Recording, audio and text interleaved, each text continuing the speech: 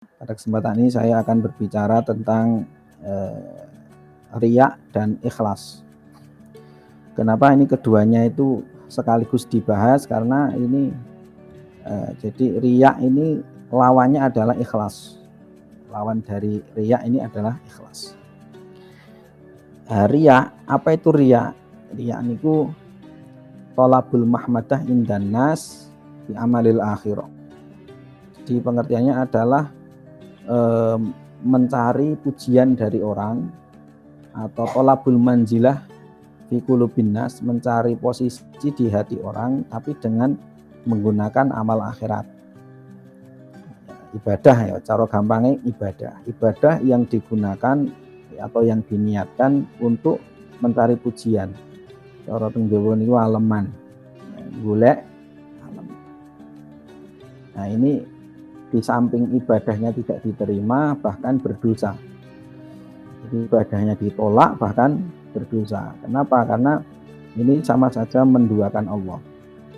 Rasulullah SAW pernah bersabda, akhwafu ma akhafu ala ummati asyirkul asghar. Hal yang paling aku khawatirkan atas umatku adalah syirik yang kecil, atau dalam bahasa lainnya syirik yang samar, syirik asghar atau syirik yang khafi. Ini kita perhatikan, beliau justru lebih mengkhawatirkan ini. Beliau tidak begitu mengkhawatirkan syirik yang besar, yakni betul-betul menyembah selain Allah. Beliau tidak begitu khawatir. Artinya lebih mengkhawatirkan ini menjadi terhadap umatnya itu adalah penyakit syirik yang kecil. Dan Rasulullah Muhammad SAW beliau lebih mengkhawatirkan itu. Bahkan akhwafuma, yang paling aku khawatirkan adalah syirik yang kecil itu, karena itu bisa menghinggapi siapapun, baik orang awam maupun ulamanya, baik orang umum maupun orang khusus. Ini bisa terhinggapi penyakit yang namanya riya atau syirik yang kecil. Rasulullah ditanya, wa masyirul asghar, apakah syirik yang kecil itu? Riya, yakni riya atau pamer. Nah, kalau dari sisi definisinya yakni mencari pujian, maka riya itu nanti ada kata persamaannya yang disebut dengan sum'ah. Cuma bedanya ada titik samanya, yakni bahwa sama-sama mencari pujian. Bedanya kalau riya ini dengan cara menampakkan, makanya dari kata ro'aya melihat. Riya ini memperlihatkan. Kalau sum'ah itu dari kata sami'a yasma'u, mendengar. Kalau sum'ah itu diperdengarkan. Jadi orang itu pamer tidak mesti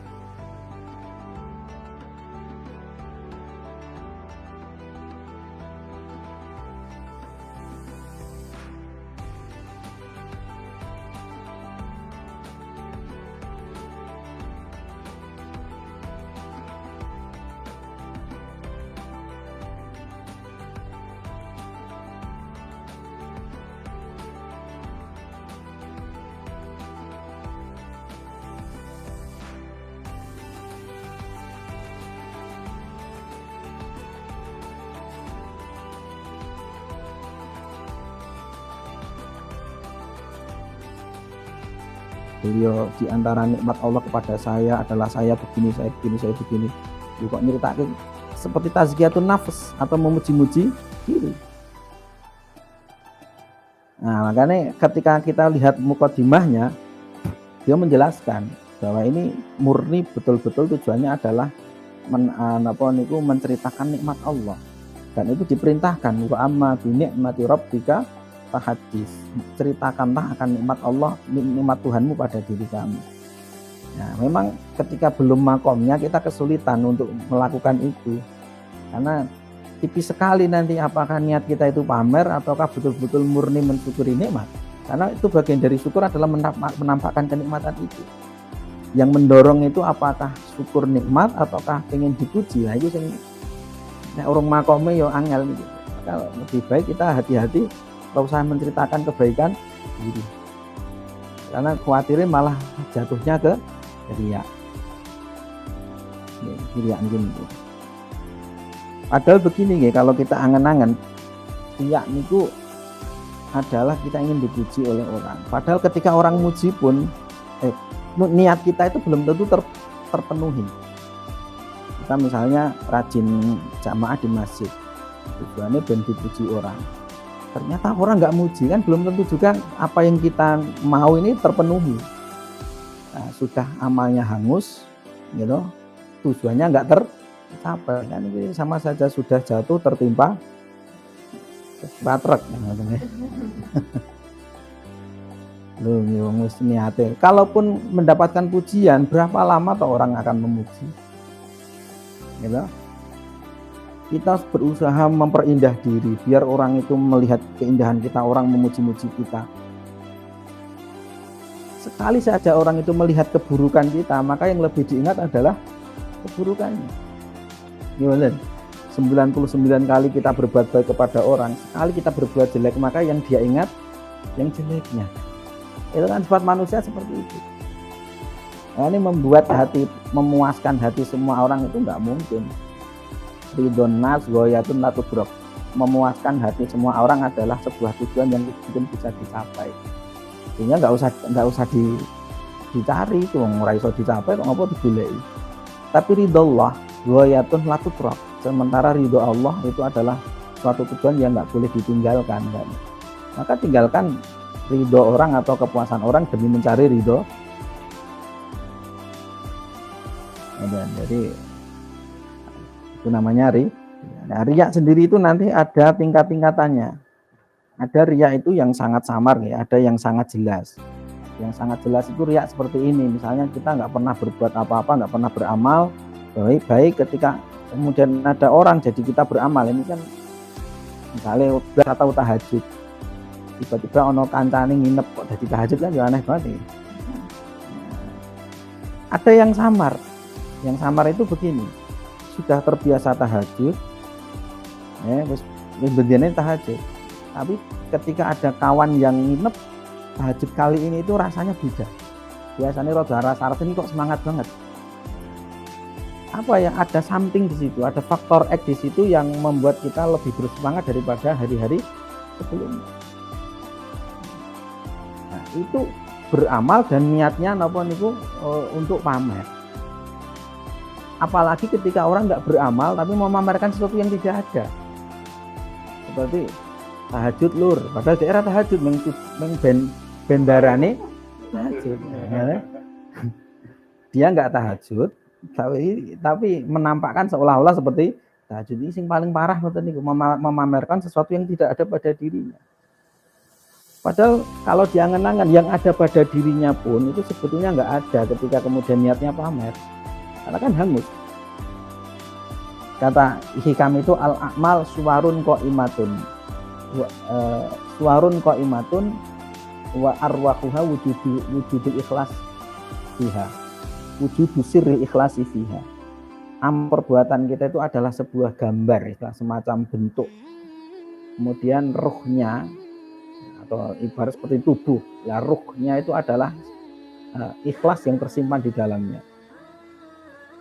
Artinya apa? Ketika manusia tanpa nyawa kan hanya jasad saja itu kan nggak bernilai. Sama amal itu ketika nggak ada ikhlasnya itu sudah. Ikhlas itu lawan dari riya tadi. Kalau orang sudah sudah tidak ikhlas berarti dia riya. Karena lawan dari riya itu adalah ikhlas. Ikhlas itu beramal sesuatu yang tidak ada unsur pamernya, itu namanya ikhlas. Nah, kadang juga orang itu pamer tidak mesti harus tampak di hadapan orang. Tidak tambah ini. Misalnya rubbama dakhala riya wa rubbama dakhala riya'u 'alaika min haitsu la yanzurul khalqu ilaika. Ini kita berikan itu, terkadang riya bisa masuk dalam hati kamu pada posisi di mana kamu tidak dilihat oleh siapapun. Kenapa demikian? Nah, ini ketika orang beramal tapi berharap nanti suatu saat bahwa tahajudku ini atau rajinku belajar ini nanti akan diketahui orang. Jadi saat itu memang tidak ditampakkan, tapi dia berharap nanti akan diketahui oleh orang. Maka ketika sejatinya dia sedang pamer juga. Atau lebih lembut lagi seperti yang dikatakan oleh Ibnu Jauzi, dia mengatakan ketika orang itu hubungannya baik dengan Allah dalam saat sendirian pun dia menjaga diri dari kemaksiatan, rajin beribadah, maka pasti akan aroma wanginya itu akan menyerbak juga ke sekitarnya. Orang-orang akan memujinya tanpa mereka tahu kenapa kok orang-orang itu pengen memuji atau senang kepada orang itu. Allah yang buat seperti itu. Jadi wong itu sebetulnya nggak perlu memamerkan pun, asalkan hubungannya dengan Allah baik, itu pasti orang itu akan secara tidak sadar itu orang-orang itu kesengsem sama orang itu. Orang-orang itu hawanya pengen muji dan seterusnya. Ibarat kata Al-Imam Jauzi itu ibarat seperti orang yang menyalakan dupa sing wangi ya. Nah, terus orang-orang sudah mencium aromanya tapi nggak tahu asalnya di mana. Kalau kok wangi banget tuh ambune gitu. Seperti itu ibaratnya orang yang berbuat baik meskipun tidak di hadapan orang itu akan semerbak juga itu wanginya itu. Orang-orang akan melihatnya itu seneng. Nah, ketika tahu ilmu seperti itu kan kadang akhirnya menjadi tujuan. Aku tak berbuat baik sama Allah biar aku harum, biar orang-orang itu memuji saya. Itu namanya juga riya tanpa diketahui, tanpa dilihat oleh. Nah, jadi riya itu sudah satu penyakit yang daun dafin atau suatu penyakit yang sangat jeru. Dafin itu yang sangat terpendam. Nah, kebalikannya adalah di antara cara mengobatinya begini. Orang memuji kita itu kan hanya berdasarkan dugaan. Sementara kita itu tahu betul apa yang menjadi kekurangan kita. Orang beribadah atau beramal baik hanya biar dipuji. Sementara kita tahu orang memuji itu kan hanya berdasarkan dugaan. Kalau dia tahu bahwa kita itu niatnya pamer, nggak mungkin memuji. Sehingga orang memuji hanya berdasarkan dugaan. Zon, husnuzon. Sementara kita tahu bobrok kita tahu aib kita. Maka kata hikam, ajhalun nas man taraka yaqina ma indahu li dzanni ma indannas. Orang yang paling bodoh adalah orang yang meninggalkan keyakinan dirinya demi dugaan orang. Leweh gugup dugaane wong daripada keyakinan diri sendiri. Artinya apa yang aib kita itu kan kita tahu secara pasti. Sementara kebaikan orang yang membuat kebaikan kita yang membuat orang memuji itu kan hanya bersifat dugaan. Orang hanya berdasarkan dugaan saja memuji kita. Nah, bagaimana mungkin kita luwih gugu dugaan orang daripada keyakinan kita? Maka itu ajhalun nas, orang yang paling bodoh. Nah, di antara kiasnya begini. Ada orang memuji kita, jenengan iki wong sugih tenan yo. Wah, jenengan elok tenan yo. Jenengan seorang miliarder. Sementara kita itu nggak punya uang. Lah kok kita percaya karo omongane wong kan aneh. Wong kita tahu betul kita nggak punya uang, wong utang yang prima era lunas. Kok kamu mengatakan bahwa saya ini adalah seorang miliarder? Orang miliarder sak dhuwure miliarder namanya. Padahal kita tahu miskin kita. Lah kok kita percaya? Aneh tuh niku, itu namanya apa niku ajhalun nas, orang yang paling bodoh, bahkan sarahnya mengatakan orang gila. Hanya orang gila yang percaya dugaan orang daripada keyakinan diri sendiri. Ana wong muji kowe iki wong sugih, kita tahu kita nggak punya apa-apa kok percaya. Nah, wajan wong sugih aneh iki. Sama. Jadi orang memuji itu hanya berdasarkan dugaan. Andai kata dia tahu sebenarnya bahwa kita beramal itu bukan karena Allah, hanya memang pengen dipuji, enggak mungkin dia akan memuji kita.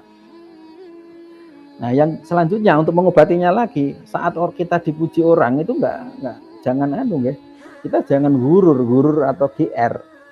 Yaitu karena mereka itu hanya memuji berdasarkan dugaan.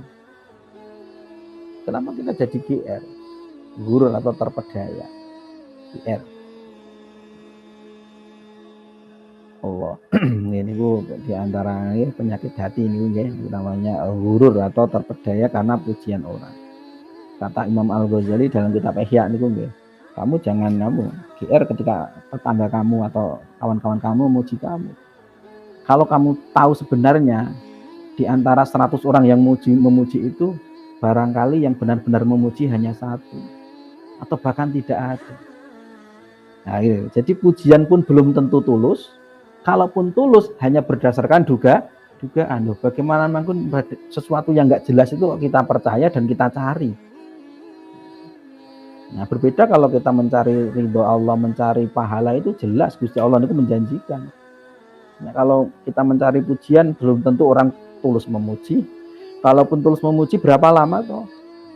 Saat dia melihat melihat keburukan kita sekali saja, maka yang lebih teringat adalah keburukan itu. Jadi wong itu lebih gampang ngeling-ngeling elek daripada api.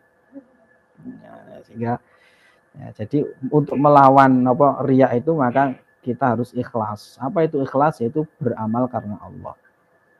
Memang Imam Ibrahim Al-Baijuri dan para ulama yang lain beliau mengatakan bahwa ikhlas itu ada terbagi menjadi 3 tingkatan. Tingkatan yang pertama, yang paling rendah namanya ikhlas dunia. Yakni ketika orang beramal hanya berharap agar Allah memuliakan di dunia. Bukan untuk pujian nih, tapi misalnya kenapa kamu rajin sekali sholat tahajud? Agar rezekinya lancar. Jadi ibadah tapi sing tujuannya untuk keduniaan. Ini ikhlas, tapi ikhlas paling bawah. Kenapa kamu kok rajin banget baca Rotibul Haddad ben Selasa ya? Terus biar perusahaannya aman, lancar. Enggak apa-apa itu, meskipun tingkatan ikhlasnya paling bawah ketika memang tujuannya itu. Yang kedua itu adalah al-ikhlas wusta namanya, yang tengah-tengah. Yakni ketika orang beramal karena mencari kebahagiaan di akhirat, biar selamat dari neraka, biar mendapatkan surga.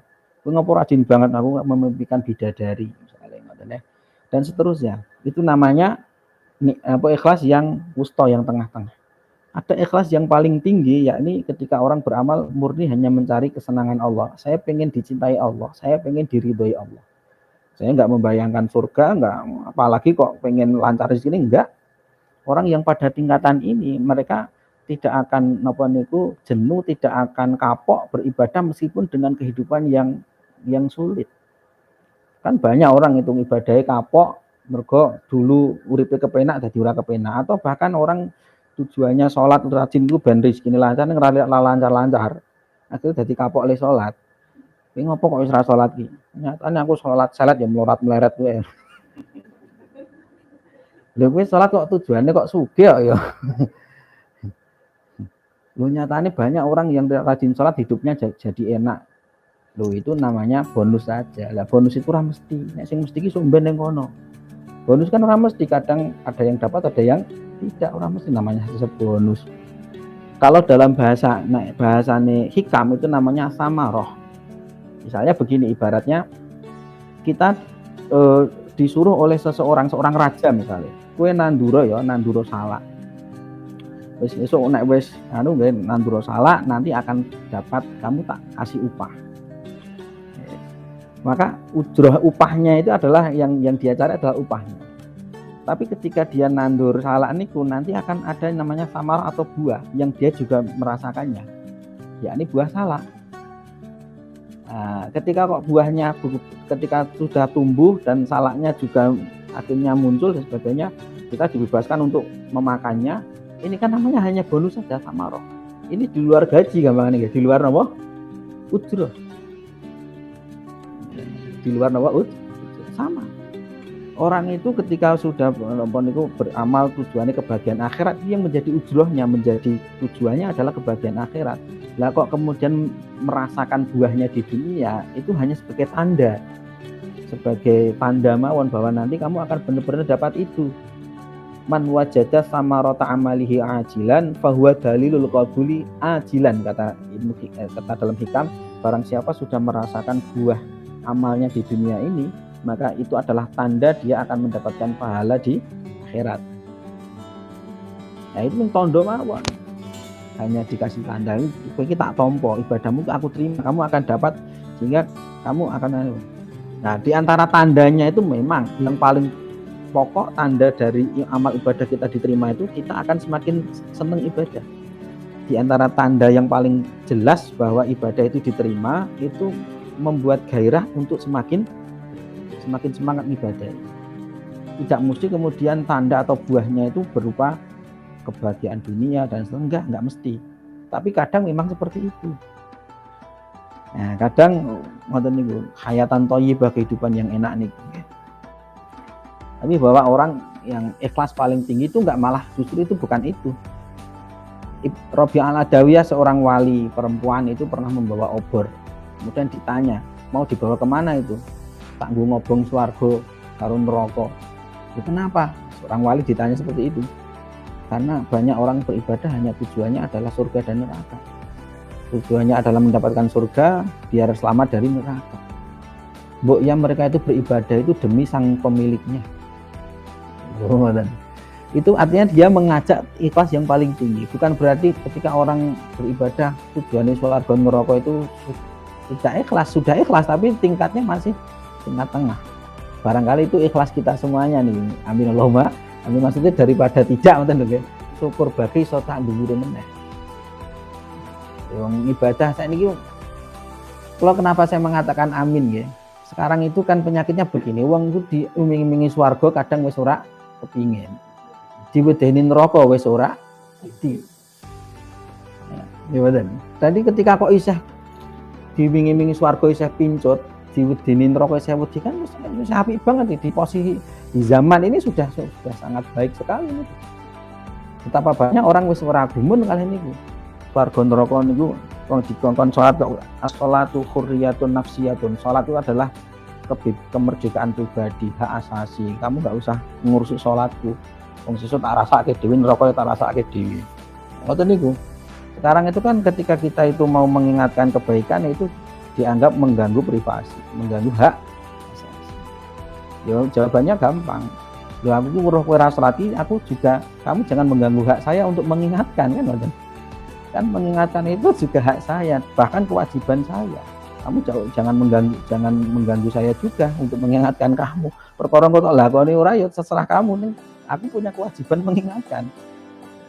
Kalau kamu enggak mau diingatkan berarti kamu juga mengganggu privasi saya. Kan ngoten. Sekarang kan titik-titik hak asasi. Padahal asasi itu hukum enggak jelas itu asasi itu. Hukum yang enggak jelas. Kalau Pak Zainuddin itu mengibaratkan nih, orang main musik malam-malam ning gone napa niku kamare dhewe gumbrang ganggu tangga.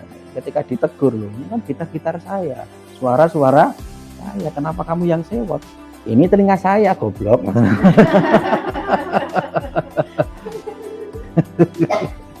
Jadi jangan sampai atas nama hak asasi tapi mengganggu hak asasi orang lain juga kan. Kongkon sholat hak asasi kok. Kowe rasa ngelingke aku wong hak asasi kok. Lah kowe yo aja kamu jangan menghalangiku untuk mengingatkan kamu, hak asasiku juga untuk mengingatkan kamu kan. Hak asasi ora jelas. Nisbi. Jadi ikhlas itu ada 3 tadi. Yang pertama ikhlas dunia, yakni orang yang beribadah tujuannya adalah kebahagiaan dunia. Kenapa kamu sedekah biar lancar rezekinya misalnya? Enggak apa-apa itu maksudnya, tapi jangan sampai semua ibadah kita itu hanya kita niatkan untuk kebahagiaan dunia. Iman itu enggak dapat apa-apa di akhirat. Karena orang hanya mendapatkan apa yang kita niatkan. Likul limriin manawa, orang hanya mendapatkan apa yang ia niatkan. Kalau sebagian enggak apa-apa lah, sebagian dari ibadah kita nyatanya kadang Nabi merangsangnya seperti itu. Barang siapa baca surat Waqiah tiap malam maka tidak akan terkena kefakiran selamanya. Akhirnya kan orang terangsang. Wedi ndak fakir, akhirnya bengi rajin banget baca surat Waqiah. Surat yang lain lewat pokoknya. Hanya surat Waqiah saja yang dibaca tiap malam. Ben apa? Ben ora kena kemiskinan. Tapi jangan kemudian semuanya wis cukup niku wae, misale Waqiah atau salat duha, tapi yang lain-lain yo enggak, jangan. Lain-lain yo dienggo celengan akhirat. Nggih, ngoten nggih. Kalau bisa ikhlas paling tinggi, yakni beramal itu sudah tidak punya tujuan timbal balik pada diri pribadi kita. Itu namanya ikhlas yang paling dhuwur, paling tinggi. Kalau orang ibadah isih duwe milih, isih pengen swarga, isih pengen neraka, isih pengen selamat saka neraka, itu kan berarti kan masih mengharapkan sesuatu timbal balik yang kembali kepada kita. Berarti belum sempurna ikhlasnya. atau ikhlas yang belum kelas paling tinggi. Tapi itu sudah sangat baik. Yang paling tinggi adalah ikhlas, yakni yang orang mulia paling tinggi, yakni orang beribadah karena sebagai bentuk ubudiyah, bentuk menghamba kepada Allah. Tugas seorang hamba adalah mengabdi kepada tuannya, ya sudah saya mengabdi niat. Ya, gitu ya. Jadi kalau selain 3 itu namanya pamer atau ria. Nauzubillah. Mudah-mudahan kita semuanya dibersihkan hati kita dari penyakit-penyakit hati, di antaranya adalah ria, dan dapat diisi dengan kebaikan-kebaikannya. Amin Allahumma amin.